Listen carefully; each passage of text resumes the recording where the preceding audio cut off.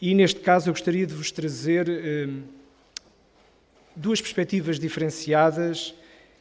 da relação e da importância da comunicação do conhecimento na área dos museus. Em primeiro lugar,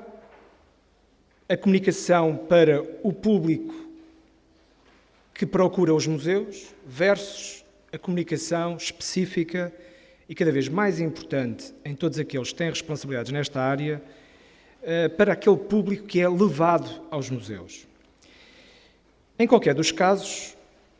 todos assistimos, e ainda há pouco tempo foi publicado, ou melhor, foram divulgados os primeiros resultados do estudo públicos de museus nacionais pela Direção-Geral do Património Cultural e pelo Sr. Ministro da Cultura, e em qualquer dos casos nós observamos um crescente, um cada vez maior interesse dos públicos pela museologia, pelos espaços culturais que são os museus,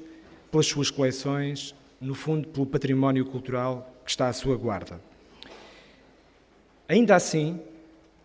é preocupação de qualquer profissional,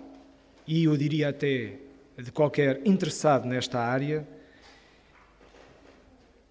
incentivar uma melhor comunicação do conhecimento científico e cultural que essas coleções, que esse património pode revelar, contribuindo assim, precisamente, para um processo de democratização do conhecimento e, de um modo geral, de acessibilidade à cultura e de crescimento também de uma existência mais complexa, mais rica e, de algum modo, também mais feliz. Eu gostaria de lembrar aqui um caso que me parece que, independentemente de estarmos a falar, ou melhor, eu estar a falar maioritariamente para profissionais da área das ditas ciências exatas, ciências naturais, como quisermos, penso que talvez não seja difícil fazer aqui referência, e que essa referência é capaz de estar presente em muitos de vós, de um filme realizado, um filme documentário realizado pelo grande documentarista de origem canadiana, o Frederick Wiseman, um filme chamado National Gallery, que foi realizado e apresentado em 2014 e que, para lá das suas mais de 2 horas, mostra o cotidiano e a intensidade, hoje em dia, programática de um museu, um dos maiores museus do mundo, ao nível de museus de coleções de arte, como a National Gallery de Londres. E o que é que podemos observar aí, por oposição ou por comparação com a outra dimensão de comunicação do conhecimento que vos queria falar, é que esse documentário, apesar de mostrar o trabalho da direção do museu,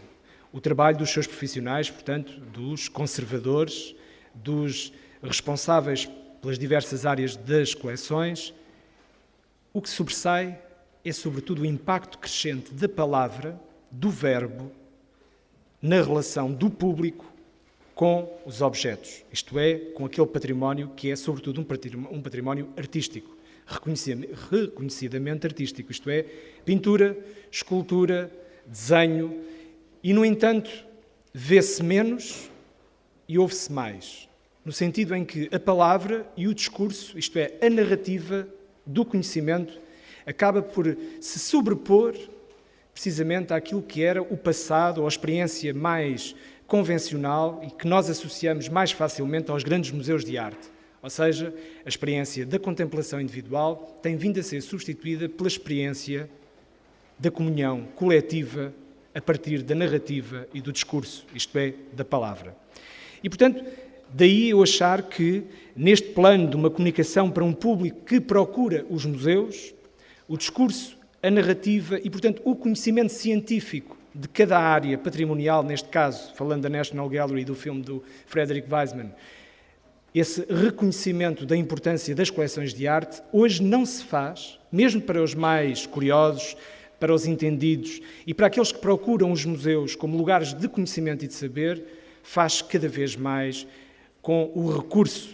a um discurso, com o recurso à palavra e, sobretudo, com o recurso a uma dinâmica cada vez maior entre aquilo que se vê e aquilo que se consegue refletir. Esse público é cada vez a maior número, como vos disse, não só, obviamente, numa cidade como Londres, como inclusivamente num pequeno país como Portugal, ou de um pequeno médio país como Portugal, em que não só pelo crescimento do turismo nas grandes cidades, mas de um modo geral em todo o país, como também pelo crescimento da importância da educação e do acesso à educação e à cultura da maior parte da população portuguesa, nós temos também em Portugal esse fenómeno do crescimento dos públicos dos museus. E esse público, ao mesmo tempo que nos congratulamos com esse exercício de crescimento, com esse reflexo de crescimento de importância também dos museus como lugares de expressão de conhecimento, está a diminuir a possibilidade dos museus continuarem a ser também locais de contemplação e locais de experiência silenciosa. Hoje em dia é quase impossível, nas grandes cidades do mundo, ter acesso ao património artístico, ao património cultural da maior parte dos museus ou dos grandes museus, sem, no fundo, ser confrontado com o ruído, com o burburinho e, ao mesmo tempo, com essa experiência de programação massificada, que é, ao mesmo tempo, também desejo e, portanto, reflexo do crescimento e das intenções e das políticas que todos os responsáveis desta área têm procurado há dezenas de anos a esta parte. Ou seja, o interesse pelo crescimento do número de pessoas a visitar os museus e as políticas que têm sido desenvolvidas para que, precisamente, o acesso e a democratização, no fundo, da experiência do museu e da experiência do património artístico e cultural, vai refletir cada vez mais uma dificuldade do exercício individual e do exercício silencioso da experiência desse museu ou da experiência da comunicação dentro dos museus. No entanto, se podemos perceber que há cada vez mais procura nesta dimensão das visitas guiadas, dos ateliês, das leituras e interpretações de obra, por exemplo, cada vez mais hoje os museus fazem, aliás, como na experiência que o professor Moura aqui nos trouxe, nas bibliotecas, hoje em dia, qualquer instituição cultural, a programação paralela é fundamental para dinamizar o espaço e para levar as pessoas ao espaço cultural concreto. Ora, os museus vivem essa dimensão desde a nova museologia, desde os originais dos anos 70, toda a década de 80, em Portugal, particularmente anos 80 e 90, a nova museologia procurou precisamente fazer crescer a importância dos serviços educativos, a importância de todo um programa de comunicação do conhecimento, precisamente para que os museus deixassem de ser espaços cotadas, digamos assim, de eruditos, de entendidos e de especialistas. Esse trabalho é um trabalho que a todos gratifica,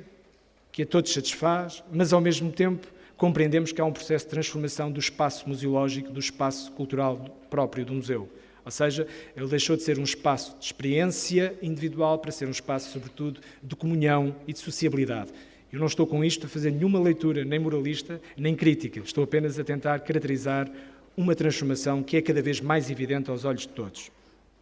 No entanto,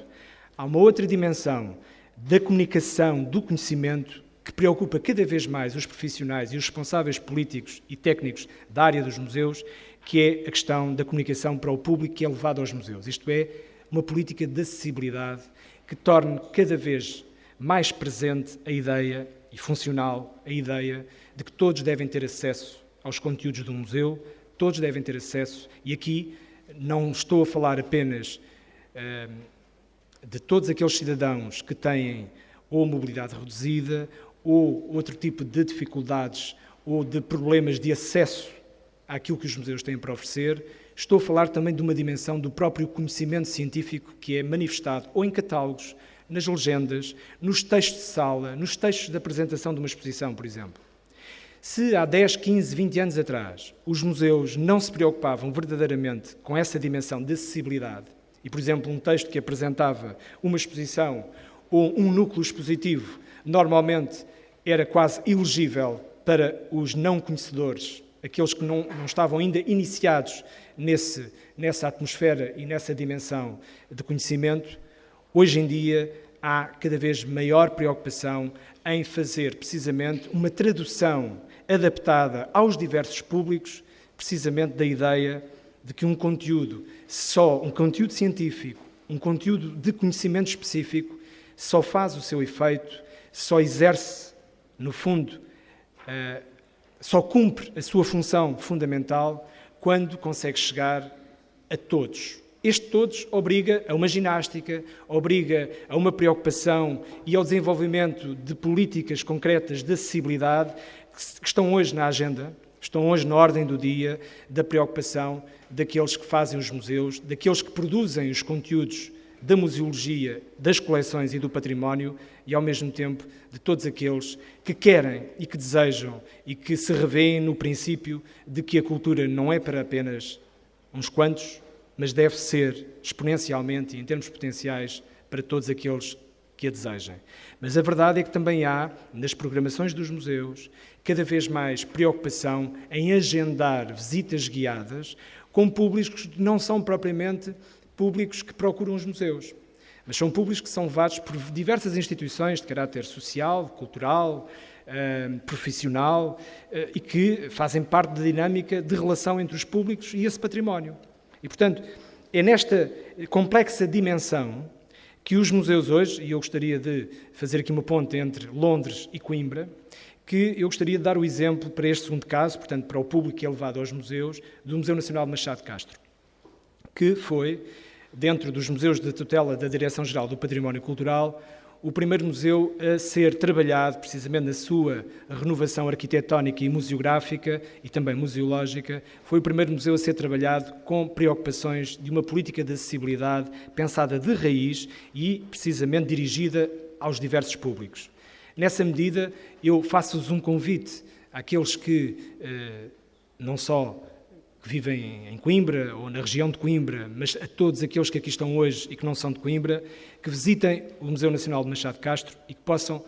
perceber exatamente do que é que estamos a falar. Ou seja, uma preocupação que se calhar ainda não é vista e no futuro penso que poderá vir a ser observada noutros museus, uma perspectiva de grande preocupação com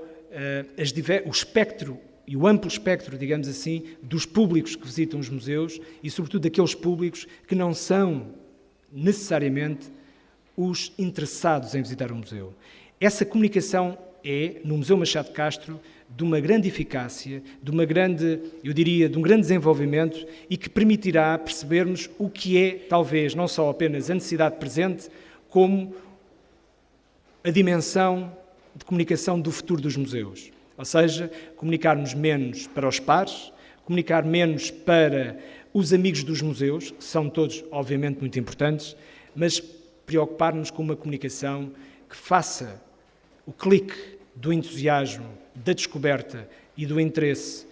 dos visitantes dos museus que foram a um museu específico porque alguém os levou lá.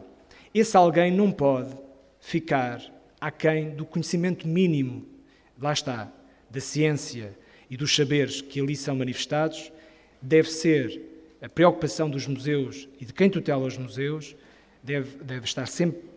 presente o primado não só do equilíbrio, como do desenvolvimento de uma política de acessibilidade que permita precisamente que quem faz essa visita, porque foi levado a um museu, saia de lá a querer voltar a esse museu, a visitar outros museus e, ao mesmo tempo, a levar um dia outras pessoas do seu campo de relação social, da sua sociabilidade, a visitar esse mesmo museu. Ou seja, se hoje verificamos uma grande transformação, e para terminar, se verificamos uma grande transformação no espectro da invasão da sociedade, e que esta palavra invasão é quase assim incómoda, precisamente para percebermos que já há momentos de grande, eu diria de grande preocupação, nomeadamente estou-me a lembrar neste momento da cidade de Amsterdão, que deixou de fazer divulgação. Não há mais divulgação para o Rijksmuseum, para o Museu Van Gogh, deixou de haver, precisamente porque se atingiu o limite. A cidade de Amsterdão é hoje uma cidade transformada pelo turismo